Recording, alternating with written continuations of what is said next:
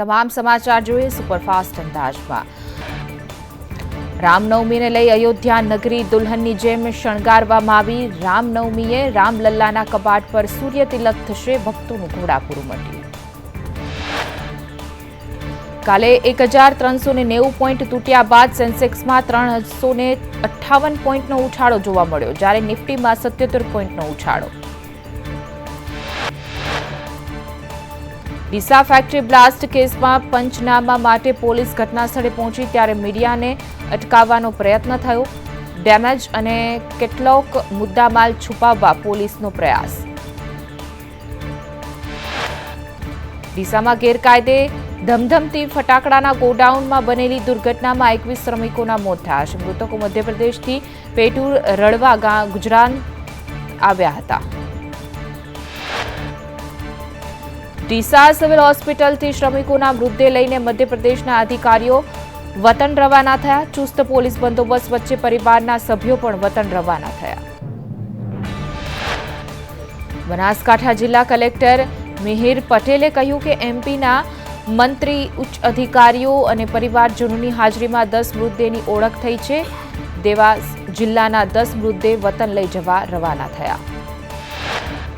જિલ્લા કલેક્ટરના જણાવ્યા અનુસાર હરદા જિલ્લાના 8 મૃતદેહ પરિવારજનો અને હરદા જિલ્લા સ્થાનિક તંત્ર પહોંચે તે પછી રવાના કરાશે। મૃતકોમાં 14 પુરુષો છે, 4 મહિલા અને 3 માસૂમ બાળકોના મોત થયા। ડીસા અગ્નિકાંડમાં મૃતકોના પરિવારજનોના આક્રંદથી વાતાવરણ ગમગીન બન્યું।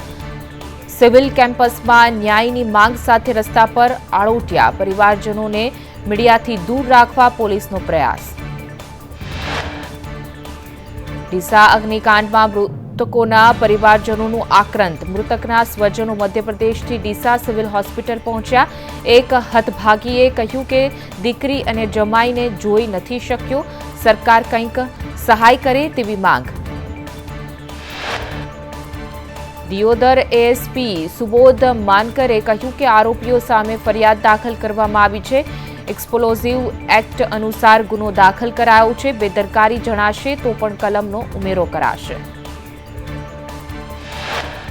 ડીસા અગ્નિકાંડમાં એમપીના મંત્રી નાગરસિંહ ચૌહાણનું નિવેદન સામે આવ્યું। કહ્યું કે કાયદા પ્રમાણે ફેક્ટરી માલિકને સજા થવી જોઈએ, સરકાર આ મામલે ગંભીર છે।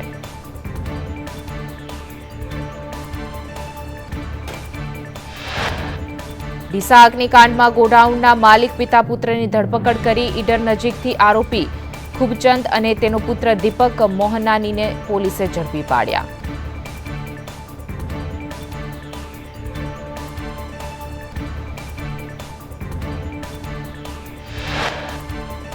નિર્દોષ 21 મોત માટે જવાબદાર દીપક અને તેનો પિતા ખૂબચંદને પાલનપુર લવાયા છે। મોડી રાત્રે બંને આરોપીને ઈડરથી પાલનપુર એલસીબી કચેરી પર લાવવામાં આવ્યા।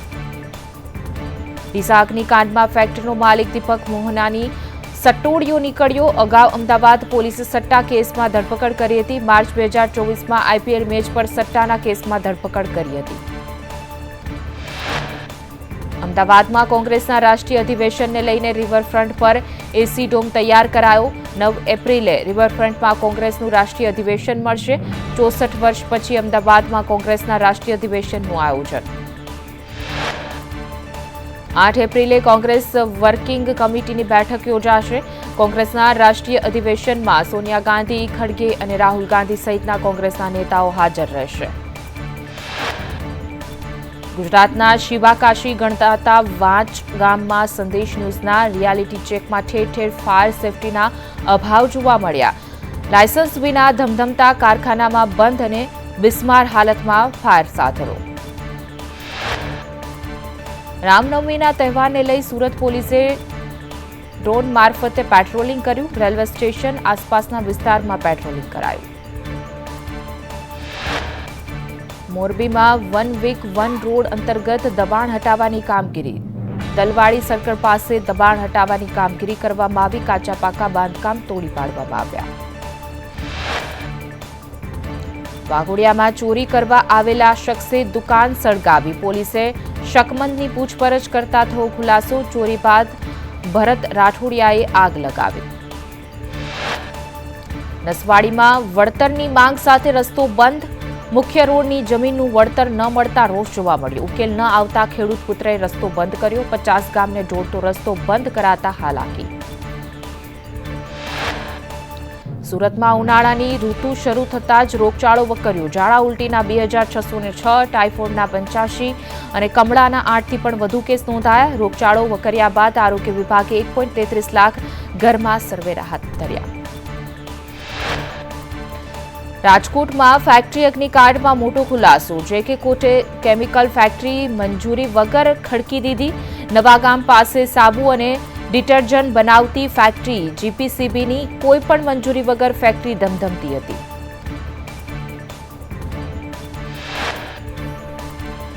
ફેક્ટરીના સંચાલકોએ રૂડા અને જીપીસીબીની એનઓસી અને મંજૂરી વિના જ શરૂ કરી દીધી.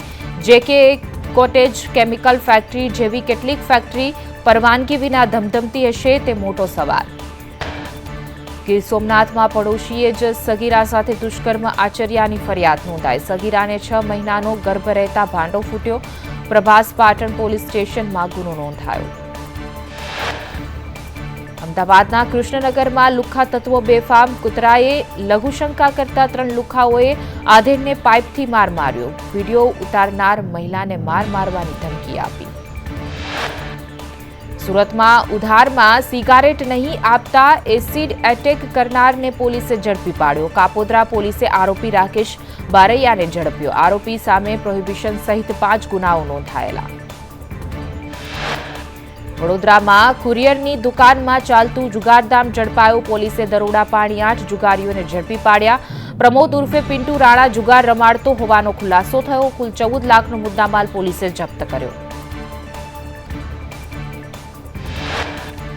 સુરતમાં વીર નર્મદ દક્ષિણ ગુજરાત યુનિવર્સિટીમાં વિદ્યાર્થીનીએ રેગિંગ થયાની ફરિયાદ કરી છે. વિદ્યાર્થીની પાસે સિનિયરે માફી મંગાવી રેગિંગ કર્યું.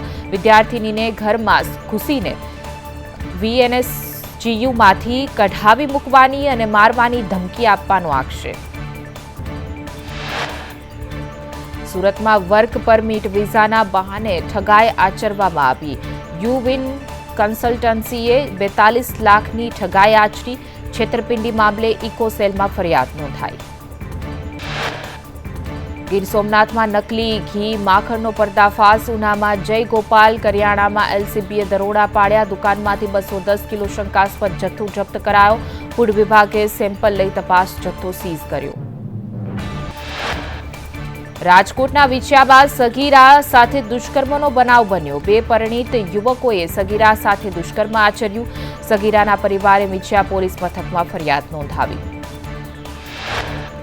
ગીર સોમનાથના જિલ્લામાં ઉનાળામાં યુરિયાની અછત. ખાતર માટે ખેડૂતોના ધમધોકતા તાપમાં વલખા. ડેપોમાં ખાતરની ગાડી આવતા જ લાંબી કતારો જોવા મળી.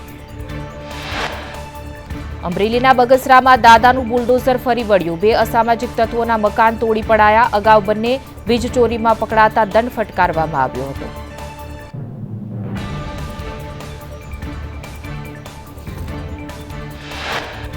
રાજકોટમાં ભીલવાસ ચોક નજીક ડિમોલેશન કરાયું. નાઝીર ઉર્ફે મુનાનું ગેરકાયદે બાંધકામ તોડી પડાયું. મુના વિરુદ્ધ 6 જેટલા દારૂના ગુના નોંધાયેલા છે. ખેડામાં રઘવાણ ટોલ ટેક્સ પર ભાવ વધારો. ટોલના ભાવમાં વધારો કરાતા વાહન ચાલકોમાં રોષ. ખાનગી હેવી વ્હીકલમાં 10 રૂપિયાનો અને ટ્રક બસના ટોલ ટેક્સમાં ₹15નો વધારો કરાયો. મહીસાગરમાં મનરેગાના કામોમાં ભ્રષ્ટાચારના આક્ષેપ. લુણાવાડા ધારાસભ્ય ગુલાબસિંહ ચૌહાણે આક્ષેપ કર્યા. ધારાસભ્ય સહિત સરપંચોએ ટીડીઓને રજૂઆત કરવામાં આવી.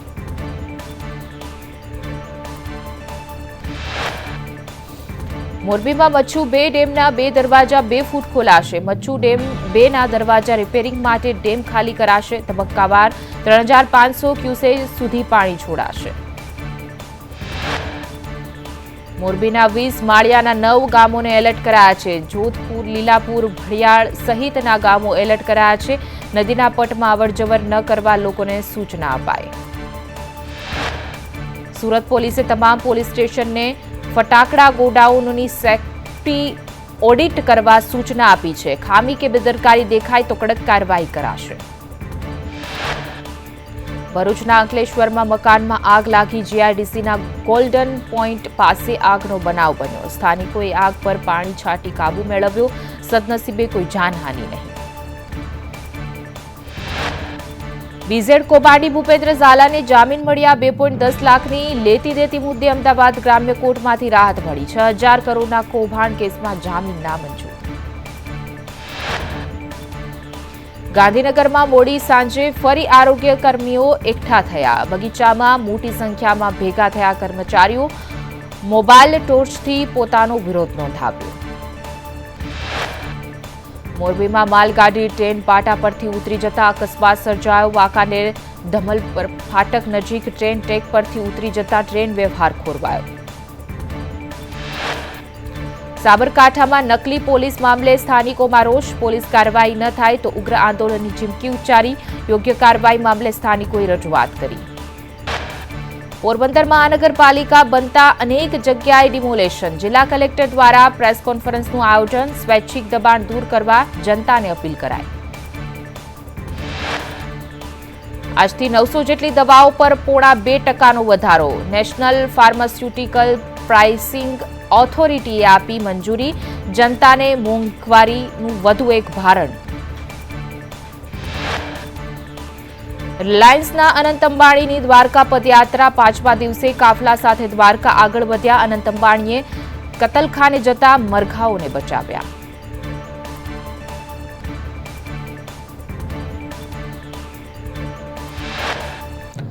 આજે રાજ્યમાં હીટવેવ સાથે માવઠાની પણ આગાહી. આજે પોરબંદરમાં હીટવેવની આગાહી. સુરેન્દ્રનગર અને રાજકોટ 42 ડિગ્રી તાપમાન નોંધાયું.